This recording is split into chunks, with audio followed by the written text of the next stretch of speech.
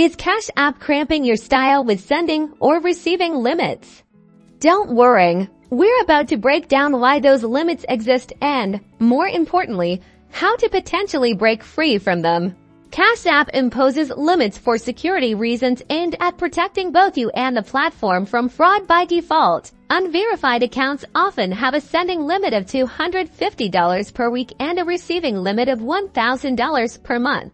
Your first move is always to verify your account. This typically involves providing your full name, date of birth, and the last four digits of your social security number. Tap the profile icon, usually found in the upper right-hand corner, and then look for the verification or identity confirmation section. Once you're verified, those limitations usually significantly increase. You'll likely be able to send and receive much larger amounts, making Cash App far more useful. If you're verified and still facing restrictions, your next best bet is contacting Cash App support. They can provide detailed explanations for specific limits based on your account activity. To contact them, navigate to the Help Center within the app and look for options to chat or send an email.